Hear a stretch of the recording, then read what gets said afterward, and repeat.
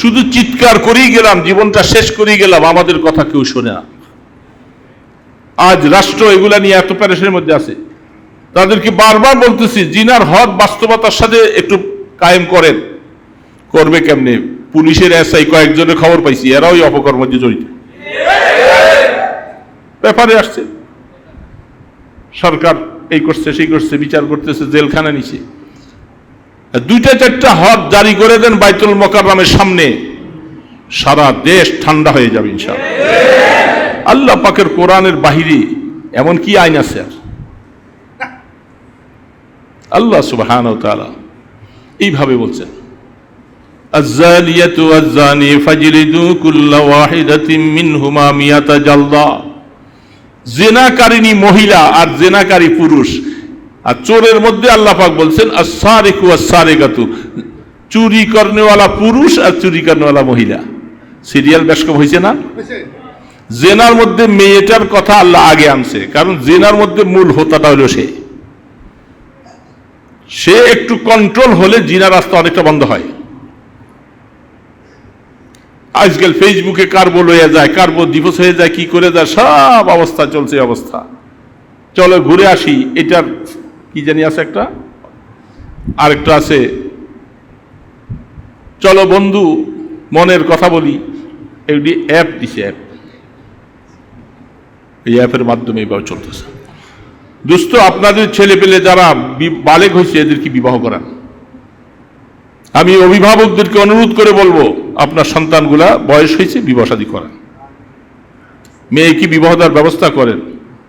আল্লাহ রসুল বারবার বলছেন 4টা জিনিস দেখে মানুষ বিবাহ শাদী করায়। আমি রসুল তোমাকে বললাম 4টার মধ্যে 4 নম্বরটা গ্রহণ করো, ফাজফুর বিজাতিদ দ্বীন, যেখানে দিন ভালো পাইবা সেখানে তুমি আত্মীয়তা করো, আর দুনিয়ার মহে পড়বা সেখানে কষ্টের সীমা থাকবে না। এর জন্য মনে রাখি। তাইলে আর শেষ কথাটা হলো, এরকম মনোরঞ্জন করার মতো পরিবেশ, বিল্ডিং, অট্টালিকা, দালান কোঠা বানানোওয়ালা আমাদের দেশও আছে, যেখানে জেনা চলবে, যেটাকে সুন্দরী নারীদেরকে নিয়ে অপকর্ম করবে, এই সমস্ত অন্যায় কাজ করবে, মদ খাবে, ড্যান্স দিবে, নাচবে, নর্তকী নাচাবে। এই ধরনের পরিবেশ বাংলাদেশে আছে না নাই? তুমি মনে রাখো কতদিন সময় আল্লাহ পাক দিয়ে দিচ্ছেন। কিছু কিছু মানুষ বড় আফসোস, পেপারটা খুলি দেখি দর্শন অবস্থা। কালকে পেপারে দেখলাম একটা 3 বছরের বাচ্চার সাথে 16 বছরের 2টা বাটপার তারা দর্শন করতে যায়া মেয়েটাকে মাইরাও ফেলছে। এরকম পেপার খুললেই দেখা যায় দর্শন দর্শন দর্শন। আমি যুবকদেরকে বলবো, বিশেষ করে যারা যুবকের মধ্যে পদার্পণ করেছ, খাহেসাত একটা জিনিস, এটা মানুষের ম্যাটার, জীবনের সবকিছু একটা মূল্যবান সম্পদ। এটা আল্লাহ পাক দিয়েছেন। যাকে দেয় নেই তাকে নিয়ে তার অভিভাবক তার কত পেরেশানি, তার জীবনের কোনো আনন্দ নাই, বিবাহ শাদী নাই, কিছু নাই। এটা আল্লাহ পাক কুদরতি ভাবে দিয়েছেন সবার। কি বলে, দেয় নাই? এত বড় গুরুত্বপূর্ণ একটা সম্পদ, এটাকে যত্রতত্র ব্যবহার করা হচ্ছে এখন বর্তমান অবস্থায়। জেনার রাস্তা খুলে ফেলছ, হস্তমৈথুন করে করে নিজের এই ম্যাটারকে ধূলিসাৎ করেছে। আমার কাছে এগুলি আসে, দোয়ার জন্য আসে, হুজুর পাপাচারে লিপ্ত হয়েছে, কি ব্যাপার? এই হস্তমৈথুন করে অনেক রুগী আসে, অনেক যুবকরা আসে, মা বাবারা অনেক সময় আসে, ছেলেটাকে বিবাহ করাবে, মেজাজ খিটখিটে অবস্থা। কেন? তার লাইফ ধ্বংস করে ফেলছে। এই জন্য আব্দুল্লাহ ইবনে মাসউদ রাদিয়াল্লাহু তাআলা আনহু আল্লাহ রাসূল থেকে হাদিস পেশ করতেছেন, ইয়া মাশারাশ শাবাব মান ইসতাতা মিনকুম ফালইতাযাওয়াজ। এ যুবকেরা, যাদেরকে আল্লাহ পাক সক্ষমতা দিয়েছে বিবাহ করার, তুমি তাড়াতাড়ি বিবাহে আবদ্ধ হয়ে যাও।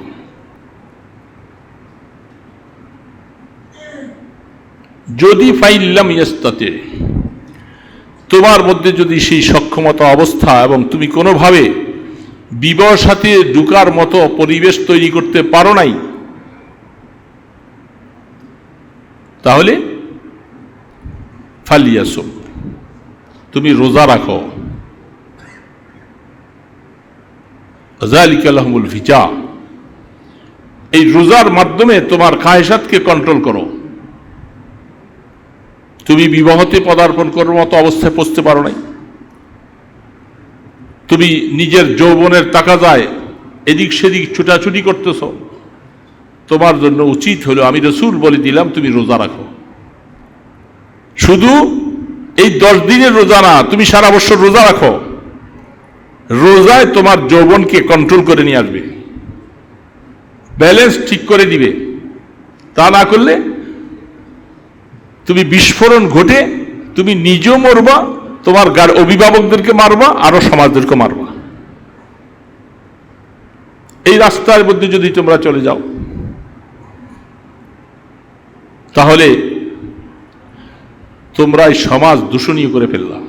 এই সমাজের মধ্যে অনেক যুবক আছে, আমাদের এখানে তো আছে আর কয়জন। এই যুবকদের কাছে আমি দাওয়াতটা পৌঁছাই দিলাম ইউটিউবের মাধ্যমে, তুমি রোজা রাখো।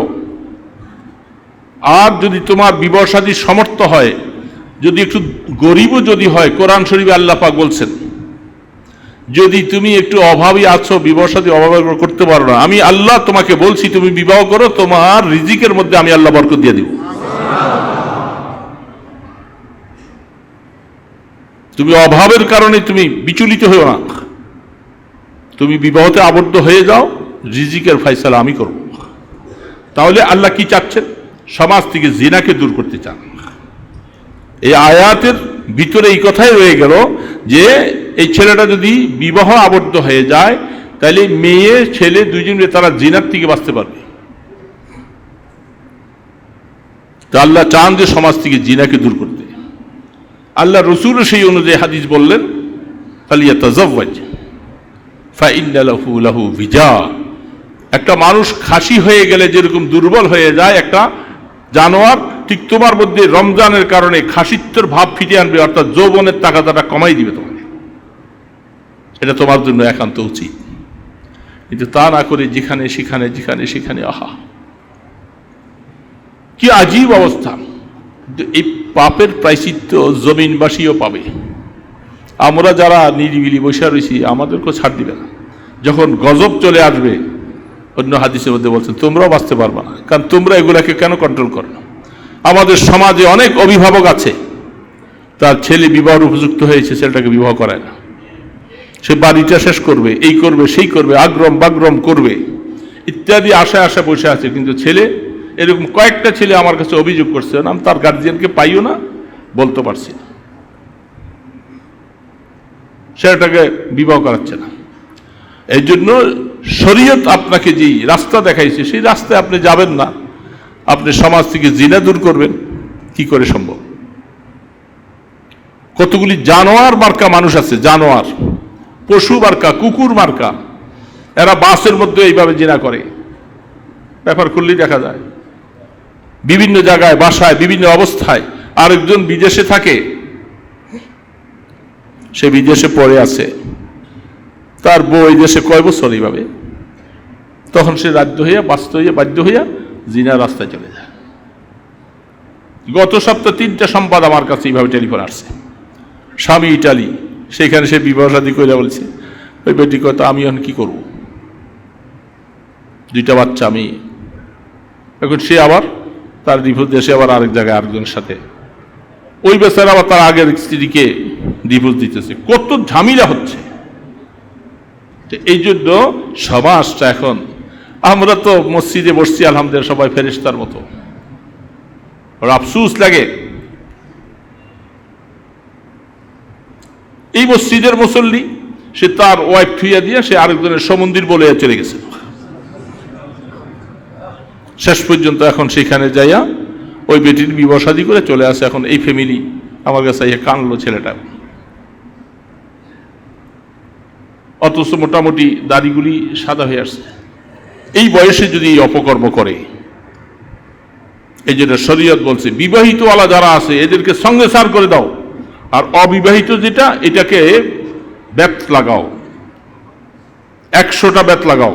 বেত লাগাইলে যদি বাঁচতে পারে বাঁচবে, নয়তো বাকি কবরের উপরে মারবা। ওমরে ফারুক রাদিয়াল্লাহু তাআলা 80টা লাগাবার পরে বোঝা গেছে, বাকি 20টা কবরের উপরে মারছে।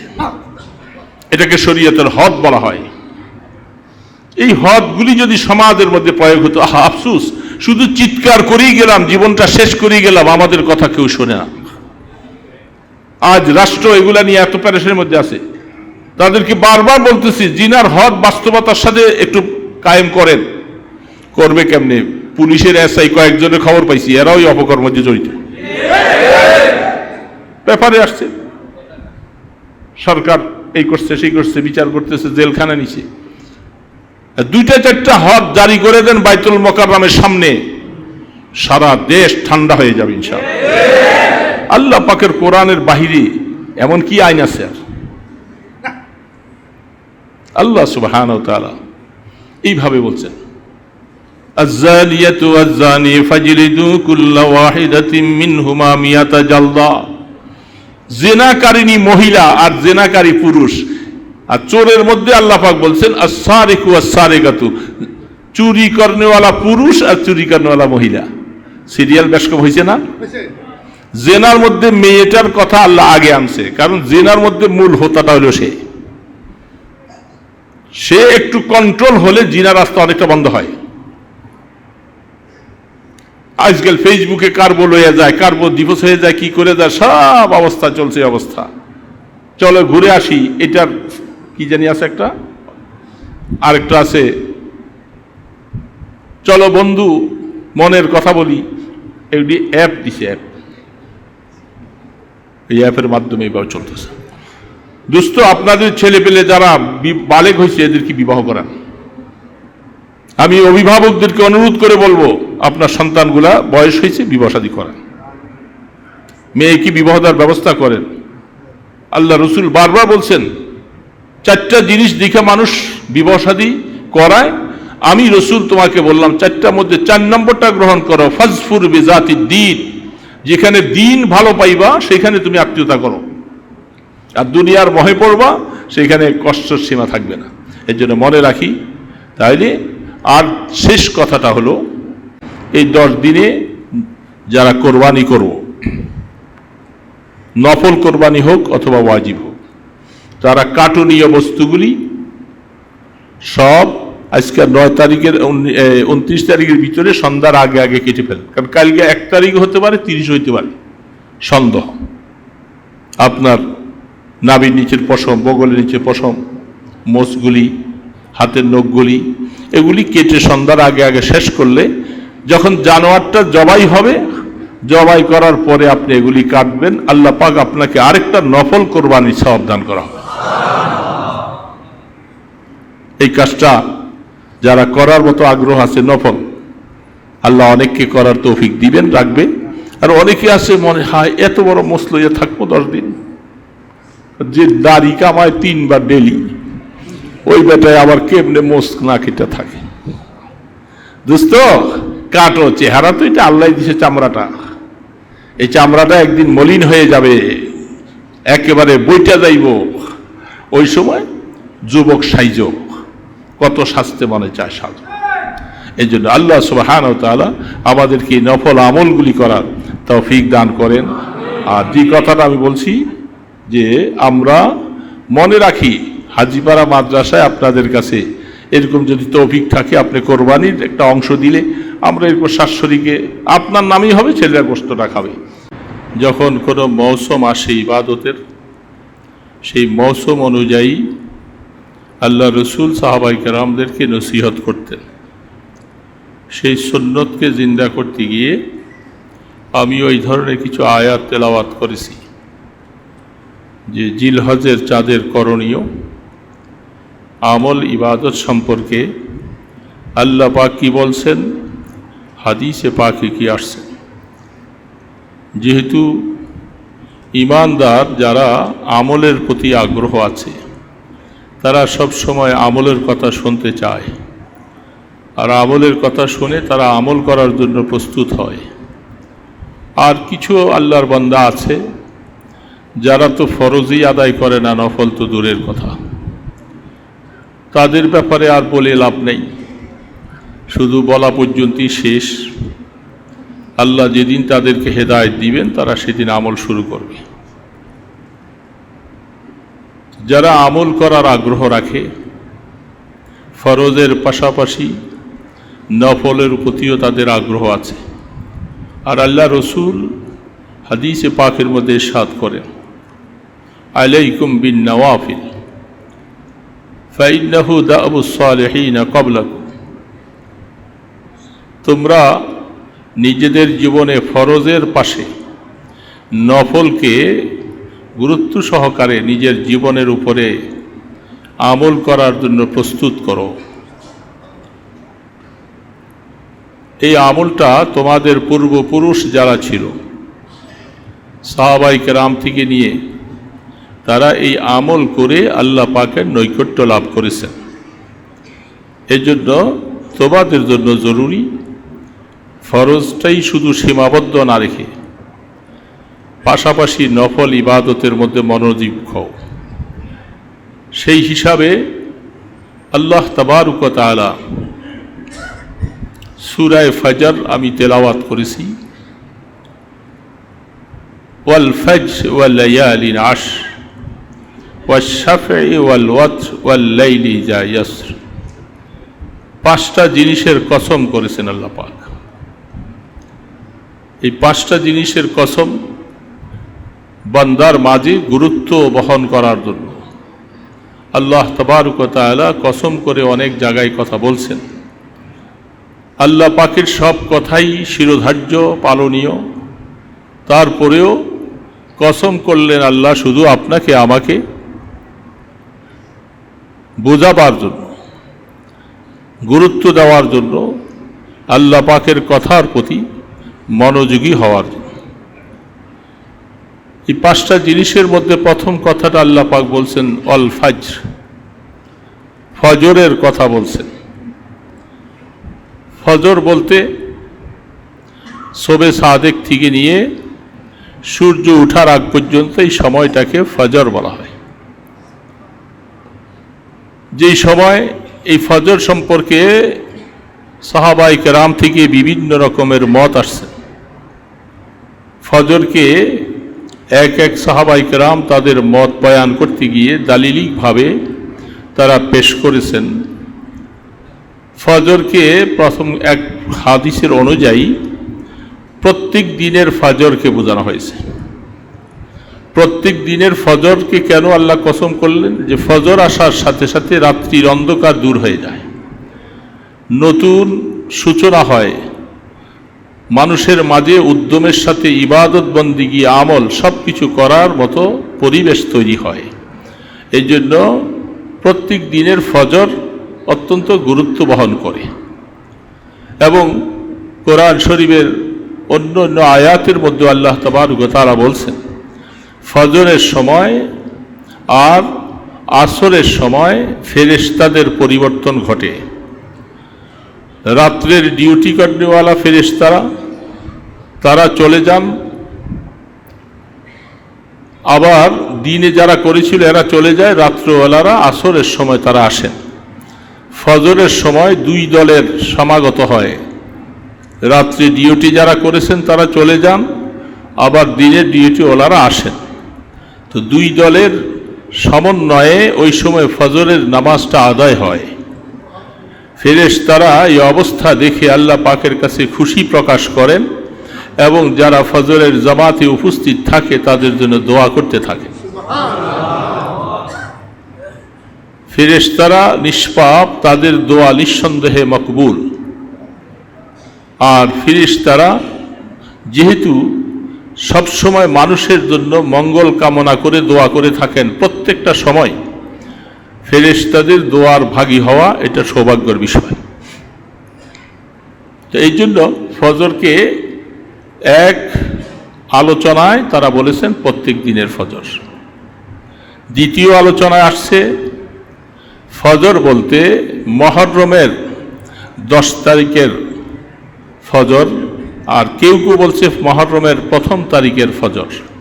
কারণ সেটা আরবি বৎসরের প্রথম মাস এবং প্রথম দিন গুরুত্ব বহন করে। এবং মুহররম মাসে যেহেতু আগে রোজা রাখার প্রবণতা ছিল ফরজ রোজা আসার আগে, এবং আল্লাহ তাবারক ওয়া তাআলা ওই মাসটাকে খুব বেশি গুরুত্ব দিয়েছেন, বিভিন্নভাবে মুহররমের 10 তারিখে কিয়ামত সংগঠিত হবে, কোন বছর সেটা জানা নাই। বিভিন্ন দিক থেকে মুহররমের ফজিলত বয়ান করা হয়েছে।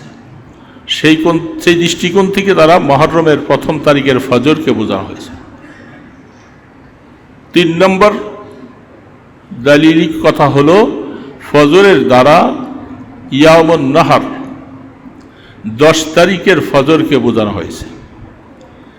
জিলহজ চাঁদের 10 তারিখ সেটা অন্য অন্য সারা বৎসরের তারিখ থেকে ব্যতিক্রম। আল্লাহ তাবারক ওয়া তাআলা এই 10 তারিখ ইয়ামুন নাহরের ফজরকে গুরুত্ব দিয়েছেন। কিভাবে? অন্যান্য তারিখের সাথে দিনের আগে রাত আসে। প্রত্যেকটা মানুষের কাছে আমরা হিসাব দেখি, আরবি হিসাব করতে গেলে দিনের আগে রাত্র আসে। আগামীকালকেও রোজা রাখলে আজকের থেকে সাহারি খেতে হবে, তাইলে দিনের আগে রাত্র আসলো, এই রাত্রটা ওই দিনের রাত। কিন্তু সারা বৎসরের মধ্যে ইয়ামুন নাহার 10 তারিখের কোনো রাত নেই। সারা বৎসরের ভিতরে একটা তারিখ, এই তারিখের রাত্রটা খালি। সকলেই একটু চিন্তায় পড়লেন, প্রত্যেকটা দিনের রাত, আর ইয়ামুন নাহরের রাত নাই, অথচ তার আগে তো রাতটা চলতে থাকে। তো সেই রাতটা কাকে দিবেন? সেটা হাদিসে বর্ণনা অনুযায়ী আল্লাহর হাবিব ইরশাদ ফরমান, ওই রাত্রটা 9 তারিখের রাত। 9 তারিখের রাত 2টা, আর 10 তারিখ হলো রাতবিহীন। কেন শরীয়তের এই অবস্থাটা, ধরনটা? এই জন্য ওই 10 তারিখের ফজরটা ভিন্ন একটা গুরুত্ব রাখে, যার কারণে এই 10 তারিখের ফজরের হিসাব করেই আল্লাহ পাক আল ফজরে বলছেন। 3টা কথা আসলো। 10 তারিখের ফজর কসম করলেন, কিন্তু এই তারিখটা 10 তারিখের নয়, তারিখটা হলো 9 তারিখের। 9 তারিখের রাত 2টা। হাজী সাহেব যারা মিনার ময়দান থেকে 8 তারিখ রাত্রে থাকার পর 9 তারিখে তারা আরাফার উদ্দেশ্যে রওনা করবে, কিন্তু মানুষের হুজুম এবং ভিড়ের কারণে মুআল্লিমগণ তাদের হাজী সাহেবকে সময় মতো আরাফাতে পৌঁছাতে পারে না বলে তারা 8 তারিখ দিবাগত রাত, 9 তারিখের রাত্রি হাজী সাহেবদেরকে মিনার থেকে আরাফার ময়দানে নেওয়ার ব্যবস্থা শুরু করেন। যারা আরাফার ময়দানে রওনা দিয়েছেন 8 তারিখ রাত্রে, হিসাবে যাওয়ার কথা ছিল 9 তারিখ ফজর পড়ার পরে। মিনাতে 6 ওয়াক্ত নামাজ পড়ার সুন্নত ছিল। এখন সময়ের প্রেক্ষাপটে এই সুন্নতকে অনেকেই বর্জন করতে হচ্ছে, কারণ ফরজ ছুটে যাওয়ার উপক্রম হয়। ফজর পরে যদি মিনার থেকে আরাফায় রওনা দেওয়া হয়, অথচ সময় খুব বেশি না, রাস্তাও বেশি না, হুজুমের কারণে যা আরাফার ময়দানের অবস্থান ঠিক দুপুর থেকে শুরু হয়, সেই সময়ে গিয়ে অনেক হাজী সাহেব পৌঁছতে পারেন না। এই জন্য তারা রাত্রি অনেকে নিয়ে যান। অনেকেই রাত্রির বেলা পায়দল হেঁটে যারা মসজিদে নামেরায় গিয়ে অবস্থান গ্রহণ করেন। এখন এই রাত্রটা 9 তারিখের রাত, এটা আমরা বুঝে নিলাম। 9 তারিখে পৌঁছবো কোথায়? আরাফার ময়দানে। আরাফার ময়দানে পৌঁছে অবস্থান শুরু হবে। ঠিক বেলা যখন দুপুর হবে, মাথার উপরে হবে, তখন থেকে সন্ধ্যা সূর্য ডুবার আগ পর্যন্ত এই সময়টা আরাফার ময়দানে থাকা ওয়াজিব। আর সারা সময়ের ভিতরে কিছু অংশ থাকা ফরজ। এই লম্বা সময়ের ভিতরে কিছু সময় যদি সেখানে অতিবাহিত করা যায় তাহলে তার ফরজ আদায় হয়ে যাবে। সূর্য ডুবার আগ পর্যন্ত কোনো হাজী সাহেব আরাফার সীমানা ত্যাগ করার শরীয়তে বিধান নাই। চতুর্দিকে সৌদি সরকার বেষ্টনী দিয়ে রাখা হয়, গেট খোলা হবে না। সূর্য অস্ত যাওয়ার পরে গেট খোলা হবে, কারণ তার আগ পর্যন্ত বাইর করার অনুমতি নেই, বাইর হওয়ার অনুমতি নেই। আল্লাহ সুবহানাহু ওয়া তাআলা হজের সবচেয়ে বড় রুকন এই ফরজটাকে গুরুত্ব দিয়েছেন, এবং যে সীমানাটা তৈরি করা হয়েছে ময়দানে আরাফায়, এই সীমানাটা আমাদের রসুল জামানার থেকে নয়। সীমানাটা তৈরি হয়েছে আদম নবী আলাইহিস সালাম থেকে। ওই সময় সীমানা নির্ধারণ করা হয়েছে, কিয়ামত পর্যন্ত কোনো মানুষের, কোনো সরকারের সেই সীমানাটাকে অতিক্রম করা, কম বেশি করার অধিকার রাখে নাই শরীয়ত। এই জন্য সীমানাটা এত গুরুত্বপূর্ণ। সেই সীমানা সেখানে চিহ্ন দেওয়া আছে। এখন সেই সময়ের পর থেকে যারা ভালো সুস্থ মানুষ, সে মাগরিবের পর থেকে প্রস্তুতি নিবে, পায়দল হেঁটে হোক, সাওয়ারির মাধ্যমে, যে কোনোভাবেই হোক, মুজদালিফায় অবস্থান করবার জন্য প্রস্তুতি নিবে, চলতে থাকবে।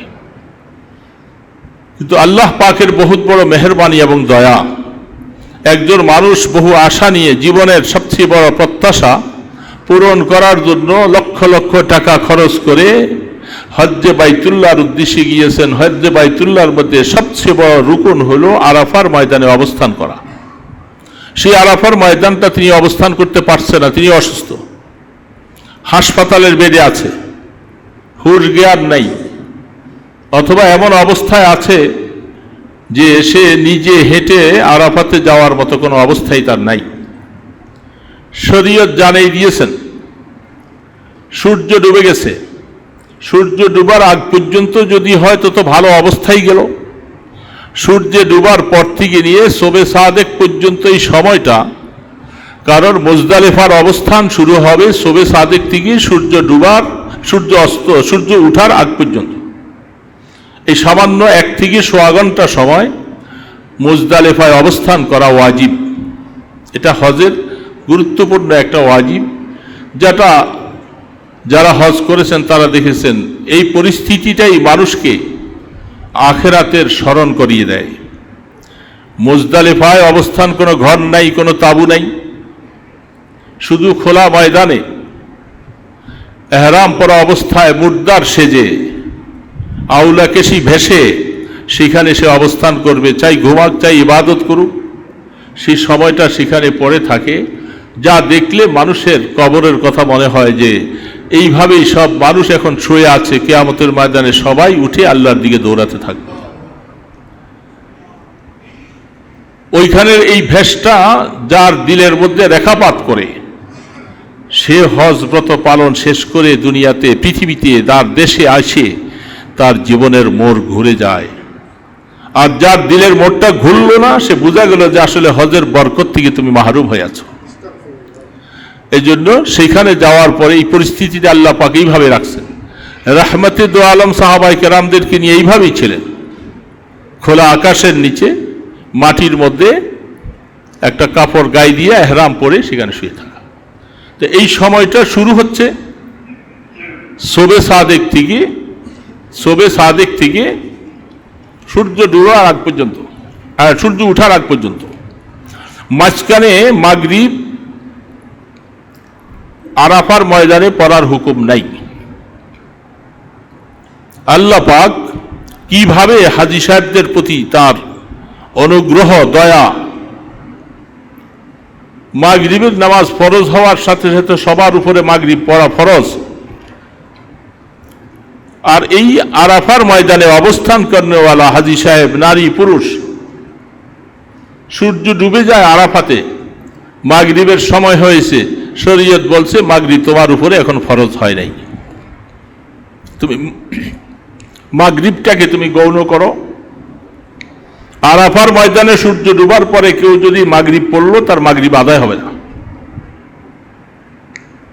কি আশ্চর্য কথা!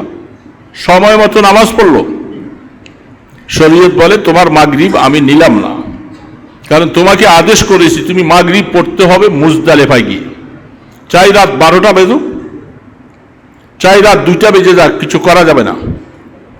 শবে সাদেকের আগে আগে তোমাকে সেখানে পৌঁছে মাগরিবের নামাজ পড়বা, ঈশার নামাজও পড়বা, ওই সময় তোমার মাগরিবের নামাজ ফরজ হলো। তাহলে আল্লাহ পাকের কত দয়া, কারণ হজের মৌসুম ওই সময় আরাফার ময়দান থেকে এই 2-3টা দিন তাদের পরিশ্রম, এবং ঠিকমতো অজুর পানি পাওয়া যাচ্ছে না, পানি সব শেষ, এই পরিস্থিতির ভিতরে অজু করার ব্যস্ততা। আল্লাহ পাক বলে সব ব্যস্ততা আমি বন্ধ করে দিয়েছি, যাও তুমি মুজদালিফার দিকে যাও, সেইখানে যে অজু ইস্তিনজা করে জরুরত সাইরা তুমি মাগরিব পড়বা, ঈশা পড়বা। আল্লাহ পাক বলে যে আমার হুকুম এই সময় ছিল, এখন আমি হুকুমটাকে তাদের জন্য ঘুরাইয়া ওইখানে নিয়ে দিয়েছি, এটা কারো কিছু মন্তব্য করার অধিকার নেই। তাহলে এখন শবে সাদেকের আগ পর্যন্ত সময়টা মাগরিব আরাফায়, মাগরিবের সময়, আর মুজদালিফায় পৌঁছলাম আমি রাত শবে সাদেকের আগে। এই সময়টা আল্লাহ পাক বলেন এই রাত্রটা আমি আরাফার ময়দানের অবস্থানকারী যারা তাদের অনুকূলে ওই রাত্রটা তাদের ভাগে দিয়েছি। এখন যদি কোনো আল্লাহর বান্দা এত অসুস্থ, এই সময়ের ভিতরে যদি সে কিছু সময়ও আরাফার এরিয়ার ভিতরে যায় শুধু ঘুরে তাকে নিয়ে আসা হয়, তার হজের ফরজ আদায় হয়ে যাবে। এই জন্য আল্লাহ তাবারক ওয়া তাআলা বলেন 10 তারিখের কোনো রাত নেই, আর 9 তারিখের রাত 2টা। তাই এই ফজরটা খুব গুরুত্ব বহন করেন। এই জন্য আল্লাহ সুবহানাহু ওয়া তাআলা বলছেন ওয়াল ফজর, আমি ফজরের কসম খেলাম। 3টা অবস্থান আমরা বুঝলাম ফজরের কসম আল্লাহ কেন করলেন। ওয়াল লায়ালিন আশর, 10টা রাতের কসম। সেই 10টা রাত জিলহজের প্রথম থেকে শুরু হলো ইয়ামুন নাহারের ফজর পর্যন্ত। এই 10টা রাত্র আল্লাহ পাক বলেন আমার কাছে খুব গুরুত্ব বহন করে। এই 10টা রাত ওয়া আতমামনাহা আশার, মুসা আলাইহিস সালাতু ওয়াস সালাম সম্পর্কে কোরআনে আল্লাহ পাক বলছেন, তিনি যখন তাওরীত গ্রহণ করার জন্য তুর পর্বতে যখন যাচ্ছিলেন, তখন মুসা আলাইহিস সালাতু ওয়াস সালাম 30 দিন রোজা রাখছেন। তাতে বোঝা যাচ্ছে হাদিসের দ্বারা সেই 30 দিনটা জিলকদের ছিল। জিলকদের 30 দিন শেষ হওয়ার পরে তিনি 30 দিন পরে আল্লাহ পাকের কাছে যাবেন রোজা রেখে, যেটা আপনারা বহু শুনেছেন। ভালো করে ওযু করে, মেসওয়াক করে, মুখ পরিষ্কার করে তিনি আল্লাহ পাকের দিকে যাবেন, প্রস্তুতি নিচ্ছেন। আল্লাহ সুবহানাহু ওয়া তাআলা বলেন, মুসা তুমি তো কাজটা ভালো করোনি, তুমি 30 দিন রোজা রাখছো, এই অবস্থায় তুমি আমার কাছে আসলে আমি বেশি খুশি হতাম। তুমি রোজা রাখার কারণে তোমার মধ্যে যে ক্লান্তি, চেহারার মধ্যে সেই অবস্থা, মুখের মধ্যে তোমার কিছু বদবু, এগুলি সব নিয়ে আমার কাছে আসলে আমি বেশি খুশি হতাম। যেহেতু তুমি এটাকে দূর করে ফেলছো, তোমার জন্য আরো 10টা রোজা আমি বাড়াই দিলাম। ও আতমামনাহা আশার, আমি পরিপূর্ণ করলাম তোমার জন্য আরো 10টা রোজা। সেই 10টা রোজা হলো এই জিলহজের চাঁদের 10টা, ওইটার সাথে অ্যাড করে দেওয়া হয়েছে। তাহলে বোঝা যাচ্ছে আল্লাহ পাকের মনোমানসা এই 10টার ফজিলতটাও মুসা ইসলামকে পাওয়ান, যার কারণে তিনি সেই 10 দিন রোজা রাখলেন। এক একটা রোজা হাদিসের মধ্যে স্পষ্ট আল্লাহ রাসূল বলেন এক একটা রোজা 1 বৎসরের সওয়াব বহন করবে।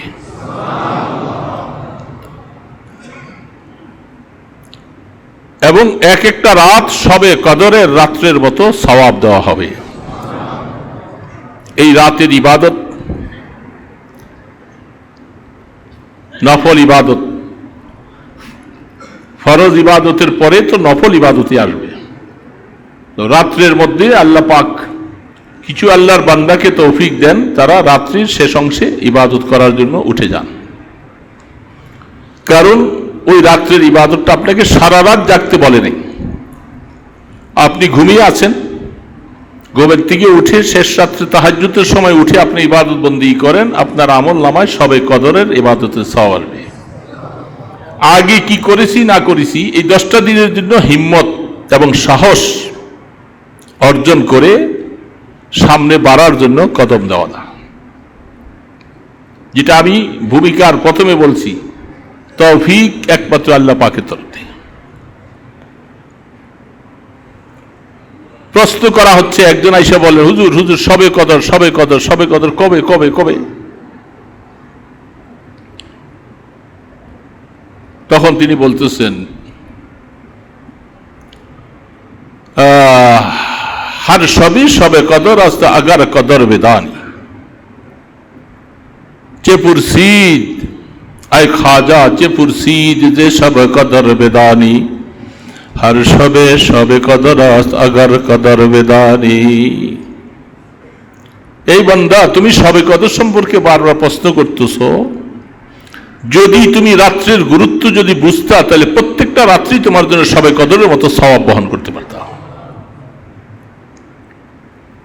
সেই রাত্র তো আমাদের জন্য আসে, কিন্তু আমরা ঘুমিয়ে থাকি। ওই রাত্রির ইবাদতের গুরুত্ব এত বেশি, যেটা আমি অনেক আগে একদিন বলছিলাম যে হযরত আব্দুল কাদের জিলানী রহমতুল্লাহ আলাইহি, তাকে লম্বা কথা বলা যাবে না, সামনে কথা হয়ে গেছে। বড় পীর আব্দুল কাদের জিলানী রহমতুল্লাহ আলাইহির দরবারে বহু টাকা খরচ হয়, মানুষ আসে, গরিব মিসকিন মুসাফিররা খানা খায়, সব সময় চলাফেরা। নেককারদের দরবারে এইভাবে আসাটা এটা পূর্ব থেকে চলে আসছে। এই জন্য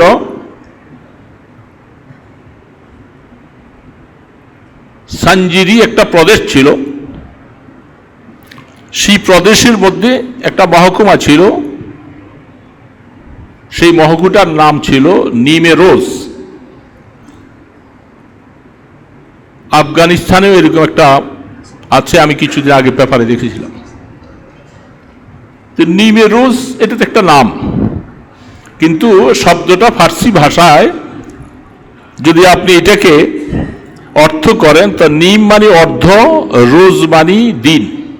ফার্সিতে রোজ অর্থ দিন আর নিম অর্থ অর্ধ, অর্ধ দিন। যে কোনো কারণে নামটা রাখা হয়েছে তো অর্ধ দিন। আপনারা এই আলোচনার মাঝখানে ঢুকেন, আমার এত খারাপ লাগে জিনিসটা। আসবেন আপনি অনেক পরে, আইসা আপনি সবার পা ডিঙ্গে সামনে ঢুকবেন, এই মানুষগুলি কষ্ট পায় না? যদিও কর্তব্যের খাতিরে তারা কিছু বলে না, এই বলাটার হক আমার। যে আমি বহুবার অনুরোধ করেছি, আল্লাহর ওয়াস্তে পরে আইসা মানুষের কান ডিঙ্গাইয়া সামনে আসবেন না। রাসূল নিষেধ করেছে, তোমার আমল নামায় সওয়াব বেশি আসবে না। বুঝার চেষ্টা করব, একজনকে বললে সবাই যেন আমরা উপলব্ধি করতে পারি।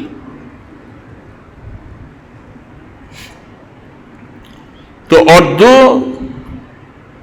দিন অর্থাৎ এই মহকুমাটার যত আয় ইনকাম আছে, হুজুর এটা রাষ্ট্রপ্রধান বলছেন, এটা আপনার খেদমতে আমি সব বিসর্জন দিলাম, সব দান করে দিলাম, এটার আয় ইনকাম সব আপনার কাছে যাবে, আপনার এই গরিব মিসকিন এতিম মুসাফির যত মানুষ আছে তাদের মধ্যে আপনি বন্টন করবেন। খুশির কথা না? আমরা তো দুর্বল মানুষ, যে আমরা আপনাদের কাছে কত হাত পাতি, তারপরে পাই না। এই যে মাদ্রাসায় কোরবানি করব ছাত্রদের খাওয়ার জন্য, 1 ভাগ কোরবানির টাকা 15,000 টাকা, এটাই পাই না। অথচ বহু মানুষ নাম ফুটাবার জন্য 5টা 7টা 10টা কোরবানি যায়। হ্যাঁ, কিন্তু গরিব ছাত্ররা, এতিম ছাত্রগুলি, তালিবুল ইলম এরা খাবে, এদের জন্য পাই না। আল্লাহু আকবার। আল্লাহ আমাদেরকে বুঝার তৌফিক দান করেন। আমাদের এগুলি তো কাজ না, আপনারা যেটা করেন এটি হলো কাজ। আমরা সব আকাজ করতেছি। ইনশাআল্লাহ এটা সময় মতো বোঝা যাবে, প্রকাশ হবে। কারটা কাজ, কাদেরটা কাজ না, এটা বোঝা যাবে। তো তার কাছে চিঠি লিখে পাঠাইছেন,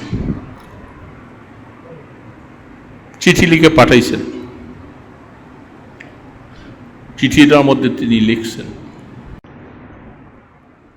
লিখে তার মনের ধারণা চিঠিটা তিনি পাইলে তিনি অবশ্যই এটা খুশি হবে। রাষ্ট্রপ্রধানের পক্ষ থেকে একটা বিশাল অনুদান। সেই চিঠিটা তার হাতে পৌঁছলেন।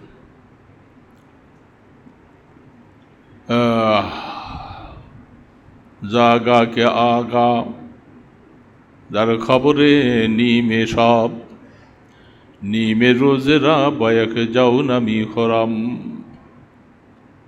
তার কাছে চিঠিটা পাঠাইলেন যে আমি এইভাবে বুঝেছি। তিনি বড় পীর আব্দুল কাদের জিলানী রহমতুল্লাহ আলাইহি চিঠিটা হাতে নিয়ে তিনি এটা পড়লেন।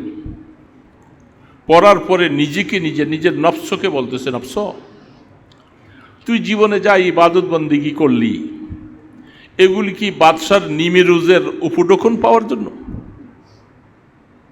বাদশাহ একটা নিমে রোজ তোমাকে উপটোকন দিবে, এটার জন্য তোমার জীবনের ইবাদত বন্দেগী, মেহনত, মুজাহাদা, কষ্ট? যদি তুমি এটার প্রতি যদি তোমার মনটা যদি ঝুঁকে যায় আব্দুল কাদের, তাহলে তোমার জীবনটা জানি তুমি বরবাদই করলা।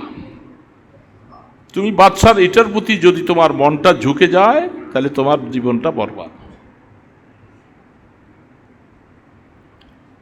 তখন তিনি চিঠিটার পিছনে ছন্দ লিখে, ফার্সি ভাষায় লিখে,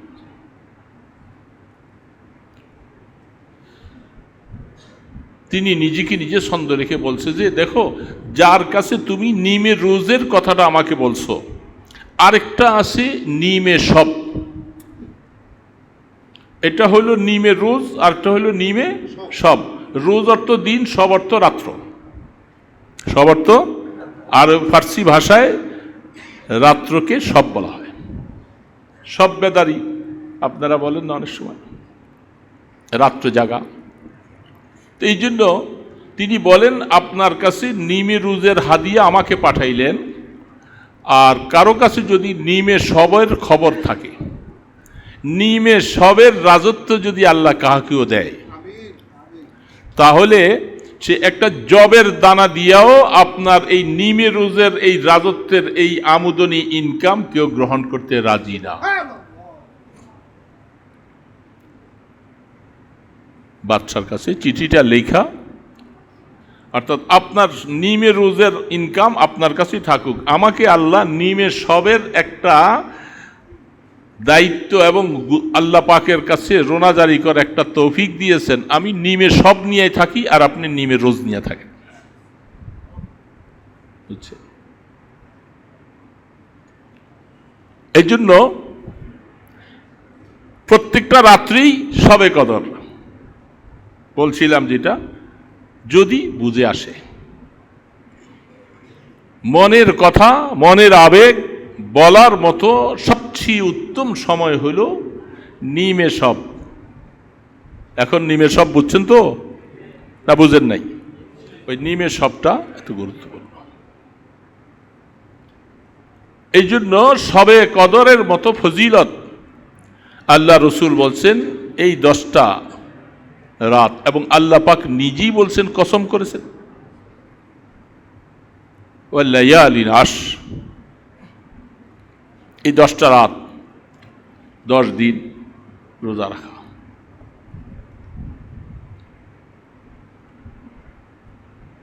ওয়াল ফজরি ওয়াল্লায়ালিন আশর ওয়াশ শাফঈ ওয়াল ওয়াতর, সফা শব্দের অর্থ হইল জোড়, আর ওয়াত্রন শব্দের অর্থ হইল বেজোড়।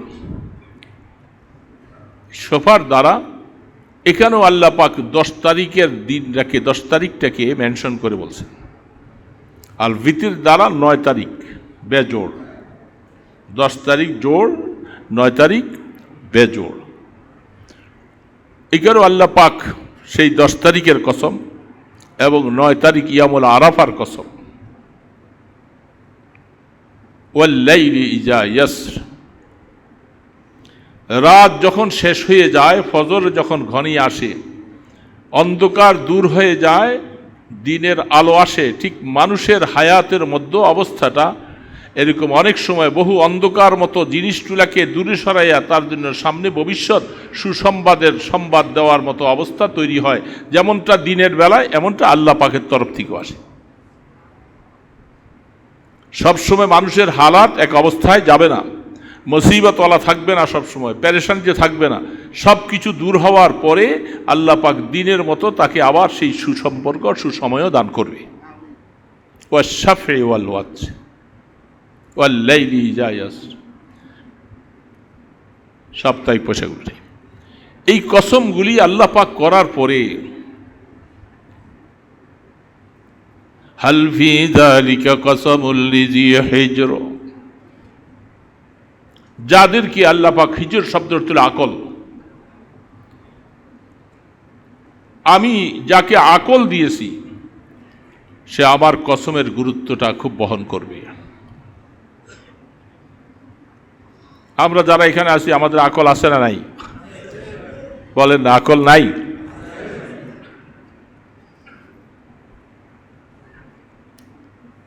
আল্লাহ সুবহানাহু তাআলা তিনি বলতেছেন, আমার এই কসমগুলি শোনার পরে জি আকলওয়ালা তিনি অবশ্যই এর থেকে নসিহত নিবে। এখন আমরা একটু আগে বলছি আমাদের আকল আছে, এখন যদি তার থেকে নসিহত কবুল করলাম তাহলে আল্লাহ পাকের কথা অনুযায়ী আমার আকল আছে, আর যদি তার থেকে নসিহত কবুল না করলাম তাহলে আমার, বলেন,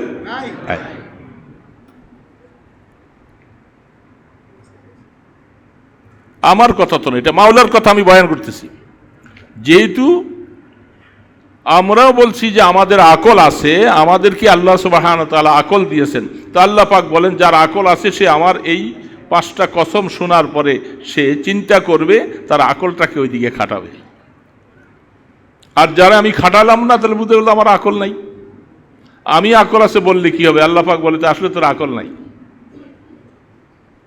হাল ফি যালিকা কসমুল লিযি হিজর, এ আকলওয়ালারা, যাদেরকে আমি আকল দিয়েছি, তোমরা বুঝে নাও, সামনে আমি 3টা কওমের কথা বলতেছি।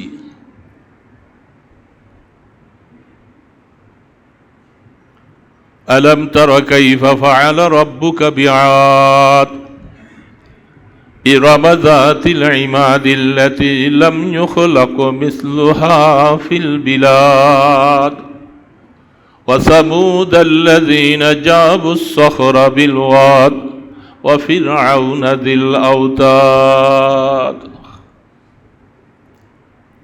এই কতগুলি কাফের, জালেম, ক্ষমতাধর বড় রাষ্ট্রপ্রধান, তাদের কথা 3টা এর পাশাপাশি তোমাদের সামনে রাখি।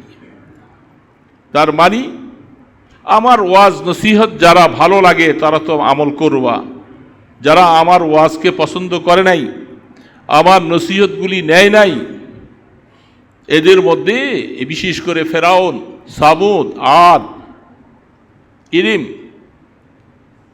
তাদের কথাটা তোমাদের কাছে ইবরত গ্রহণ করার জন্য, নসিহত কবুল করার জন্য আমি পেশ করে দিচ্ছি কোরআনের মাধ্যমে। তারা আমার কথা পছন্দ করেনি, নিজেদের দাপট আর ক্ষমতার জোরে তারা সব উল্টাপাল্টা করে চলছে। তবে তাদের অবয়ব গঠনটা কিন্তু আমি দিয়েছিলাম খুঁটির মতো, 18 ফিট লম্বা।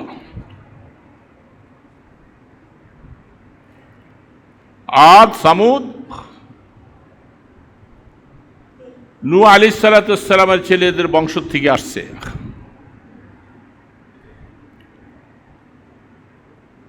সেই সামুদ, আদ, ফেরাউন মানুষকে ওই সময় তারা কষ্ট দিয়ে, বিশেষ করে ফেরাউনের কথাটা, তারা মানুষকে ওই সময় কষ্ট দিবার সময় কোনো মানুষকে চিৎ করে শোয়াইয়া তার হাত পায়ে প্যারাগ মারিয়ে দিত, দিয়ে নির্যাতন করা হতো, সাপ বিচ্ছু ছেড়ে দিত। এইভাবে মানুষকে তারা কষ্ট দিত, মানুষকে হত্যা করা হতো। তারা তাদের দাপটটা কি বড় দেখেছে, যেটা আপনারা কোরআনে পেয়েছিলেন। হযরতে আসিয়া রাদিয়াল্লাহু তাআলা আনহাকে ঈমান আনার কারণে অপরাধী ফেরাউন ওইভাবে নির্যাতন করেছিল, 2 হাত 2 পায়ের মধ্যে প্যারাগ মেরে তাকে অত্যন্ত নির্মমভাবে শহীদ করে দেওয়া হয়েছিল, যেটা আল্লাহ পাক কোরআনে বলছেন যে আমার আসিয়ার উপরে নির্যাতন যখন চলতেছিল, সে ওই সময় আমার কাছে ফরিয়াদ করেছিল, আল্লাহ রব্বিবনি লি ইনদাকা বাইতান ফিল জান্নাহ, যে আল্লাহ আমি আপনার কাছে একটা ঘর চাই জান্নাতে, একটা জান্নাতে ঘর চাই। তাফসীরের মধ্যে লিখেছেন ঠিক ওই সময় আল্লাহ পাকের তরফ থেকে ফেরেশতা তাকে জান্নাতের নমুনা দেখাইছে, তার রূহটা কবজ করে ফেলছে। তারপরে যত নির্যাতনগুলি ছিল তার মরদেহের উপরে তিনি আর অনুভব করতে পারেননি, করা দরকার। এইভাবে তাদেরকে নির্যাতন করেছে। ঠিক আদ, সামুদ প্রত্যেকের হালাতি অবস্থা, তাদের শরীরের অবয়ব, স্বাস্থ্য, উঁচা লম্বা টলপিকার বিশাল বড় অবস্থা, তারা এগুলি সব কিছু পাইয়া আল্লাহকে ভুলে গেছেন। যেহেতু আমি আগেই বলেছিলাম হাল ফি যালিকা কাসামুল লিজি হিজ, আকলওয়ালারা আমার এই নসিহত কবুল করবে, আর যাদের আকল নাই তাদের দৃষ্টান্ত ওই সামুদ কওম, আদ এবং ফেরাউনের মতো। তারা আমার নসিহত নিচ্ছে না, ওরাও নেয় নাই, তোমাদের এই জামানায় বহু মানুষ নেয় না। আল্লাহ পাকের নসিহত শোনার পরে তাদের মন গলে না, ইবাদতের দিকে তারা আসে না, আল্লাহ পাকের হুকুম পালন করতে রাজি না। এবং এই সামুদের সন্তান আদ, সামুদ, শাদ্দাদ বিন আউস, আল্লাহ সুবহানাহু ওয়া তাআলার সাথে দৃষ্টতা দেখাতে গিয়ে, যেটা আপনারা বহু কথা শুনেছিলেন, তাফসীরের মধ্যে কিছু ইসরায়েলি রওয়ায়াত আছে, তার মধ্যে অনেকগুলি আবার অতিরঞ্জিত বাড়াবাড়ি করা হচ্ছে। ইসরায়েলি রওয়ায়াতগুলি সহি না, যেগুলি ইহুদিদের থেকেই ঢুকিয়ে দেওয়া হয়েছে আমাদের এই ধর্মের ভিতরে, তো সেইগুলি আরও অতিরঞ্জিত। তবে এই কথাটার উপরে আব্দুল্লাহ ইবনে আব্বাস রাদিয়াল্লাহু তাআলা আনহু তিনি পেশ করলেন যে সাদ্দাদ, আপনারা বহু শুনেছিলেন সাদ্দাদের বালাখানা, বহু শুনছেন অনেকে। সে তার প্রজা, তার রায়ত, তার বন্দা, তার উম্মত যারা যারাই আছে সকলের জন্য বিশালভাবে মুলকে শাম এবং ইয়ামানের মাঝামাঝি মধ্যপ্রাচ্যে যেটার মধ্যে অবস্থিত, সেইখানের মধ্যে স্বর্ণ, জমরদাত, মণি, মুক্তা, হীরা যত কিছু আছে সব কিছু দিয়া একটা বিশাল জান্নাত বানাইছে। এই জান্নাত বানাইয়ে বহু সময় লাগাইয়া এটা বানিয়েছে।